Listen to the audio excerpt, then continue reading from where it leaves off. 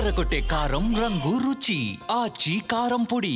మన రాష్ట్ర ప్రభుత్వం చేస్తున్నటువంటి మరొక దుర్మార్గమైనటువంటి ఓ ప్రక్రియ గురించి రాష్ట్ర ప్రజలకు తెలియజేయదలుచుకున్నాను. ఇంతకంటే దుర్మార్గం ఇంకొకటి ఉండదు అసలు. గూగుల్ వాళ్ళు గతంలో మనం చేసినటువంటి ఎంఓయూని అదాని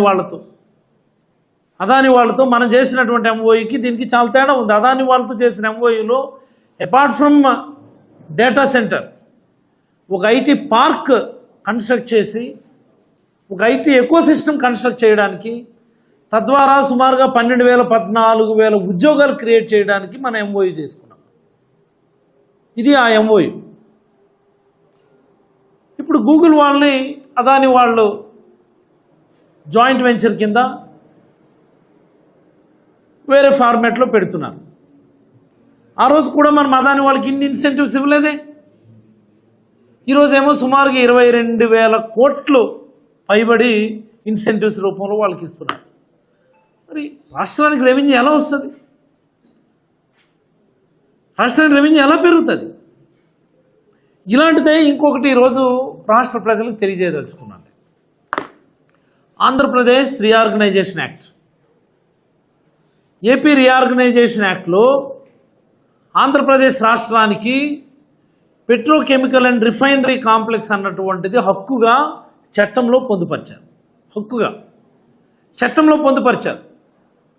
ఏపీ తెలంగాణ విడిపోయిన తర్వాత ఆ చట్ట ప్రకారం కేంద్ర ప్రభుత్వం పబ్లిక్ సెక్టార్ యూనిట్స్ అయినటువంటి ఇద్దరు హెచ్పిసిఎల్ను, బీపీసీఎల్ను, ఐఓఎల్ను ఏదో ఒకటి ఆంధ్రప్రదేశ్లో పెట్రోకెమికల్ అండ్ రిఫైనరీ కాంప్లెక్స్ పెట్టాలన్నటువంటిది చట్టంలో ఉంది. దానికోసం మనం పోరాటం చేయాలి. అవసరమైతే సుప్రీంకోర్టుకి వెళ్ళాలి. చట్టంలో ఉంది, కేంద్ర ప్రభుత్వం మాకు సహకరించడం లేదు అని.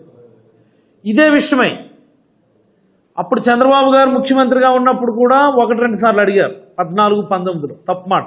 నేనేమి ఈ విషయంలో చంద్రబాబుని తప్పు పడ్డం లేదు. జగన్మోహన్ రెడ్డి గారు ముఖ్యమంత్రి అయిన తర్వాత 19-24 మధ్యలో అనేక మార్లు దీనికి సంబంధించి స్వయంగా ముఖ్యమంత్రి గారే జగన్మోహన్ రెడ్డి గారే ఢిల్లీ వెళ్ళినప్పుడు the then petrochemical minister Dharmendra Pradhan గారిని 3 సార్లు కలవడం జరిగింది. ఆనరబుల్ ప్రైమ్ మినిస్టర్ గారిని వెళ్ళిన ప్రతిసారి కూడా దానికి సంబంధించి అడగడం జరిగింది, రిక్వెస్ట్ చేయడం జరిగింది, డిమాండ్ చేయడం జరిగింది.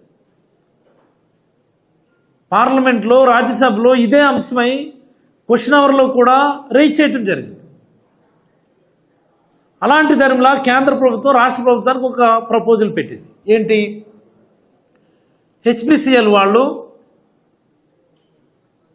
పెట్రోకెమికల్ అండ్ రిఫైనరీ కాంప్లెక్స్ మీ స్టేట్లో ఎస్టాబ్లిష్ చేస్తారు. భూమి ఇవ్వాలి, మీరు ఒక 2,000-3,000 ఎకరాల ల్యాండ్ ఇవ్వాలి. Apart from that viability gap funding కింద, విజిఎఫ్ కింద ఒక 5,400 కోట్లు మీరు కేంద్ర ప్రభుత్వానికి కట్టాల్సి ఉంటుంది అని చెప్పి ఒక డిమాండ్ పెట్టింది government of India. These are all the facts. ఇందులో ఏ ఒక్కటి కూడా నా సొంత కవిత్వం లేదు, క్రియేషన్ లేదు, అబద్ధం లేదు. 5,400 కోట్లు విజిఎఫ్ కింద మీరు కేంద్ర ప్రభుత్వానికి మీరు కట్టండి, తద్వారా ప్రాజెక్ట్ వైబుల్ అవుతుంది. HPCL petrochemical and refinery complex మీకు మంజూరు చేస్తాము అని చెప్పి ఆ రోజు చెప్పారు. దానికి జగన్మోహన్ రెడ్డి గారు ఉత్తర ప్రత్యుత్తరాలు చేసినారు. ఏంటి? ల్యాండ్ బ్యాంక్ మేము ఇస్తున్నాం. ఓ 2,000-3,000 ఎకరాల ల్యాండ్ అంటే సుమారుగా దాని కాస్టే అప్రాక్సిమేట్లీ మోర్ దాన్ 3,000-4,000 కోట్లు ఉంటుంది. ఒకటి. దాంతోపాటుగా మా ఎస్జిఎస్టీ 100% రీఎంబర్స్ చేస్తాం వాళ్ళకి. లేకపోతే ఎలక్ట్రికల్ ఛార్జెస్, సిఎస్ఎస్ ఛార్జెస్ ఏదో అంటాం దాన్ని రీఎంబర్స్ చేస్తాము. స్టాంప్ డ్యూటీ, రిజిస్ట్రేషన్ ఛార్జెస్ వాటన్నిటి కూడా వేవ్ ఆఫ్ చేస్తాం. ఇవన్నీ కలిపితే మీరు అడిగినటువంటి విజిఎఫ్ కంటే ఎక్సెస్గా మేము ఇన్సెంటివ్స్ ఇచ్చినట్టు అవుతుంది. కాబట్టి మీరు విజిఎఫ్ అనేటటువంటి దాన్ని క్లాస్ కింద మాకు పెట్టొద్దు, దయచేసి మాకు పెట్రోకెమికల్ అండ్ రిఫైనరీ కాంప్లెక్స్ మాకు మంజూరు చేయండి అంటే in principle government of India దానికి అగ్రీ అయింది. In principle government of India agreed for that and HPCL came forward to establish this petrochemical and refinery complex near Kakinada దగ్గర పెట్టడానికి ఇన్ ప్రిన్సిపల్ ముందుకు వచ్చింది. ఈ లోపు దురదృష్టవశాత్తు సమయం అంతా పూర్తి అయిపోయింది. ఎన్నికలు రావడం, ఈ మద్యం కల్తీలాగే ఈవీఎంల కల్తీ వల్ల జగన్మోహన్ రెడ్డి గారు ఓడిపోవడం, మళ్ళీ చంద్రబాబు గారు ముఖ్యమంత్రి అయిపోవడం మనందరికీ తెలిసిందే. ఇప్పుడు ఇదే పెట్రోకెమికల్ అండ్ రిఫైనరీ కాంప్లెక్స్ కోసం government of Andhra Pradesh, government of India దగ్గర హక్కుగా సాధించుకోవాల్సినటువంటి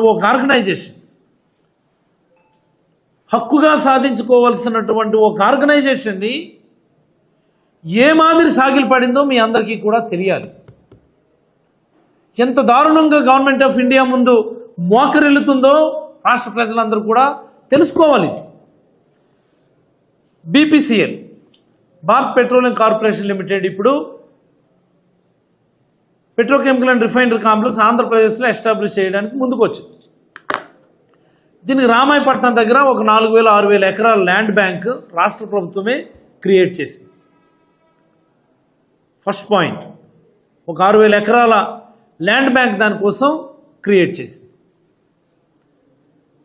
ఈ బీపీసీఎల్ వాళ్ళు over a period of 20 years, అంటే ఒక 2 దశాబ్దాల కాలంలో